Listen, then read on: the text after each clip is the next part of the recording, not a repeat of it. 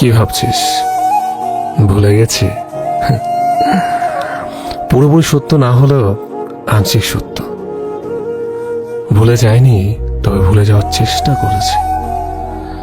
ভুলে যাব কথাটা বলা যতটা সহজ, কাজ করে দেখানোটা ঠিক ততটাই কঠিন।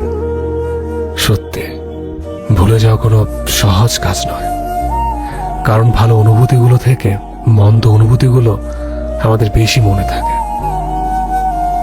ভালো অনুভূতিগুলো আমাদের মনে যতটা না দাগ কাটে, মন্দ অনুভূতিগুলো তার থেকে দ্বিগুণ বেশি দাগ কাটে।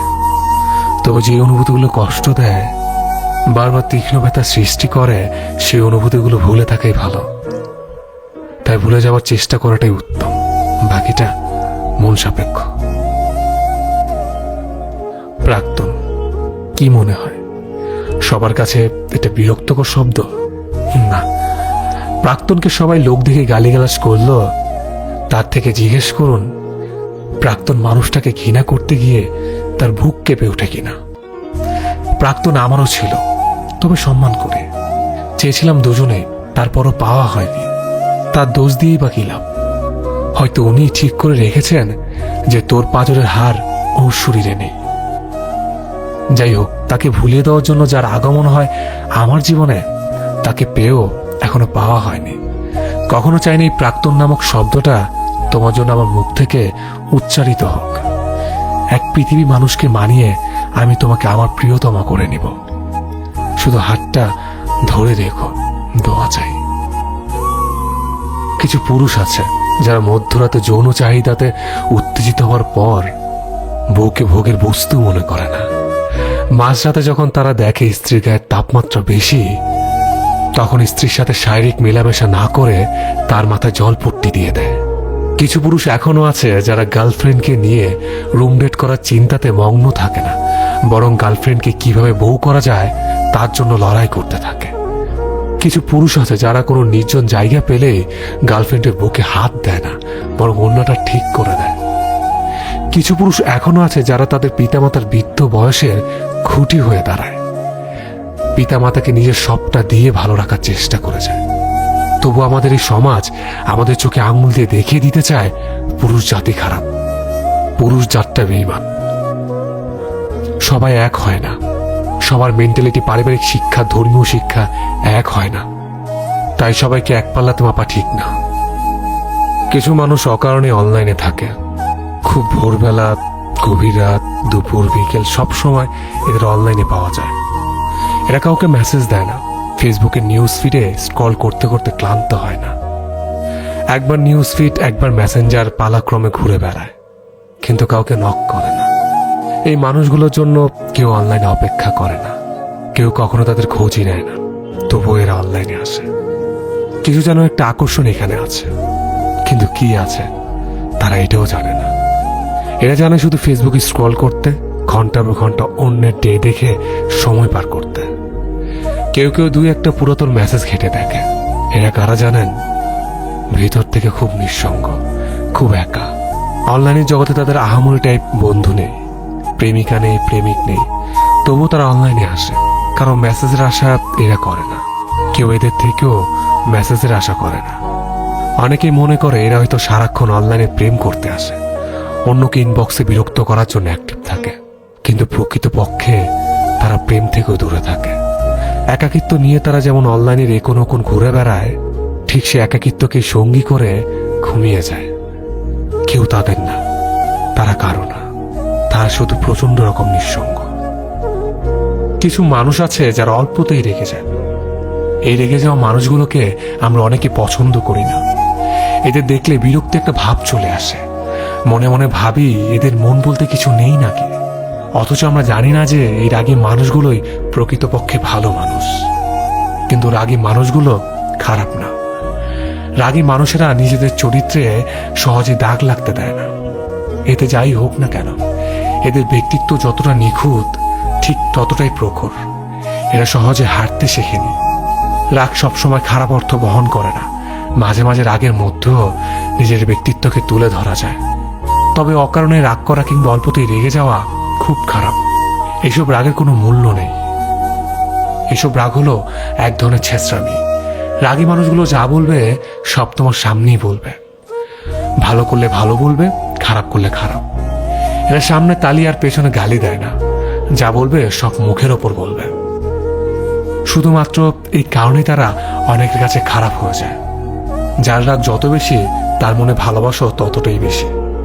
যার রক্ত যতটা গরম তার মনও ততটাই নরম। যে বেশি বকাঝকা করে সে নীরবে ততটাই কাঁদে। যে তোমাকে যতটা কাঁদায় সে তোমার হাসির জন্য ততটাই কারণ খুঁজতে থাকে। তাই রাগী মানুষদের আপন করতে শিখো। একবার আপন হয়ে গেলে তারা সহজেই পর করে দেয় না। রাগী মানুষগুলো ভালোবাসা খুব কম পায়, কিন্তু যতটুকু পায় ঠিক ততটুকু ধরে রাখতে জানে। কেউ আমাকে ভালোবাসলেই মনে হয় সে আমার মনের মতো হয়ে চলুক। আমি যা পছন্দ করি সে তাই করুক। আমার যা কিছু অপছন্দের সে এড়িয়ে যাক। এই ব্যতিক্রম হলেই আমি ভাবি আমার পছন্দ অপছন্দের কোনো প্রায়োরিটি দেয় না। সে আমাকে কতটুকুই বা ভালোবাসতে পারে। আমি যাকে ভালোবাসি সে চায় আমি তার মনের মতো হয়ে চলি। তা যা কিছু অপছন্দের আমি তা এড়িয়ে যাই, তা যা কিছু পছন্দের আমি তাই করি। এর ব্যতিক্রম হলে সে ভাবে আমি তার মতামতের প্রায়োরিটি দিচ্ছি না। অথচ আমাদের দুটি জীবন আলাদা, আমরা দুটি মানুষ আলাদা, আমাদের পছন্দ অপছন্দ আলাদা, আমাদের ভালো লাগা মন্দ লাগার কারণ আলাদা, আমাদের স্বপ্ন আলাদা। এই যে নিজেকে প্রতিষ্ঠিত করার চর্চা, এটা অপরাধ নয়। জীবনের জন্য মানুষ লাগে, মানুষের জন্য জীবনকে স্যাক্রিফাইস করার অনুভূতিটা খুবই সাময়িক। আমরা এত বড় একটা হৃদয় নিয়ে মানুষকে ভালোবাসার পর এতটা সংকীর্ণ হয়ে যায় কেন, কে জানে? আমরা কেন একজন আরেকজনের পৃথিবীকে সংকুচিত করে দিতে চাই? ভালোবাসলে স্বাধীনতা দিতে হয়। স্বাধীনতা মানেই উড়ে যাওয়ার ভয় নয়। যে তোমাকে ভালোবাসবে স্বাধীনতা পেলেও সে এসে তোমার পাশে বসে থাকবে। যে ভালোবাসবে না তাকে আটকে রাখলেও সে তোমার নয়। কেউ যদি তোমার সাথে কথা না বলে থাকতে পারে তবে তার সাথে কথা বলার জন্য পাগলামিগুলো ছেড়ে দাও। তোমার আকুলতার কারণ সে বুঝবে না। কেউ যদি তোমাকে কষ্ট দিয়ে স্থির থাকতে পারে তবে তাকে নিয়ে অস্থির হওয়াটাকে ভুলে শক্ত হও, কারণ তোমার কষ্ট তাকে কখনো বিচলিত করবে না। কেউ যদি তোমার মূল্য না বুঝে তবে তার কাছ থেকে বারবার নিজের গুরুত্ব চাওয়া থেকে বিরত থাকো, কারণ সে কখনোই তোমার কদর করবে না। কেউ যদি তোমাকে ছাড়াই একা পথ চলতে পারে তবে তার পথ থেকে সরে দাঁড়াও, কারণ তুমি তার জীবনের সফল সঙ্গী হবে না। মোট কথা, কেউ যদি তোমাকে তার জীবনে চায় তবে তাকে আঁকড়ে ধরো। কেউ যদি তোমাকে ছাড়া ভালো থাকতে পারে তবে তাকে ভালো থাকতে দাও। ক্ষণিকের বুক ভরা অনুভূতিগুলোর ব্যাখ্যা ঠিক বোধগম্য হয়ে ওঠে না কখনো কখনো। ভালো লাগার ভালোবাসার মধ্যে সর্বদা কেমন যেন ব্যালেন্সিং চলতে থাকে। হয়তো তাই ভালোবাসার প্রকৃত সংজ্ঞা আমি আজও রপ্ত করতে পারিনি। বিচ্ছেদী মস্তিষ্কগুলো থেকে যেমন শুনেছি ভালোবাসা বলতে কিছুই নেই, সবই আবেগ, ঠিক তার পরক্ষণে প্রেমের মেঘগুচ্ছে ভাসতে থাকা মস্তিষ্ক থেকে শুনেছি ভালোবাসা মানে কাউকে তীব্রভাবে ভালো লাগা। আর বিজ্ঞানপ্রিয় মস্তিষ্কগুলো আবার কখনো কখনো হরমোনাল ফ্যাক্ট বলে হেসে উড়িয়ে দিয়েছে। খুব সম্ভবত ভালোবাসার ব্যাপারে সব যোগ্য তারাই যারা এক চাওতে ভালোবাসা পেয়ে গেছে। হওয়াটাও স্বাভাবিক, যাকে চেয়েছে তাকে পেয়ে গেছে, আবার অত শত সংজ্ঞা ভাবার সময় আছে নাকি? ঠিক তার বিপরীত অগণিতবার চাওয়ার পরেও না পাওয়া মস্তিষ্কগুলোর কাছে কিছুটা সংজ্ঞা পাওয়া গেলেও তাকে সুখগল্প না বলে দুঃখ গল্প বলাই শ্রেয়। আমার কাছে ভালোবাসা মানে মুহূর্ত, ঠিক যেমনভাবে সম্পর্কের ইতিটাতেও কিছু ভালোবাসা ইতি টানে না, তেমনভাবেই মুহূর্ত আজও মস্তিষ্কের করিডোরে তার আনাগোনা রেখে যায়। আমি তো আজও মুহূর্তে বেঁচেছি। কে বলতে পারে যদি ঠিক ন্যানো সেকেন্ড পরে আমি মস্তিষ্কটার ইতি ঘটে? তবে মুহূর্ত সে সম্ভবত চিরতর থেকে যাবে মাটির অন্তরালে 3.5 জায়গা দখল করে রাখা উচ্ছিষ্ট হৃদবাক্সটাতে। ঠিক সম্ভবত থেকে যাবে মস্তিষ্কের ইতির বিপরীত ঘটলে।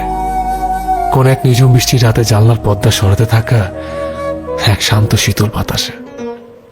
যেদিন ভালোবাসার সংজ্ঞা পেয়ে যাবে, সেদিন হয়তো ভালোবাসা থেকে সরে যেতে ইচ্ছে হবে, কিংবা তীব্রভাবে কাউকে ভালোবাসতে ইচ্ছে হবে।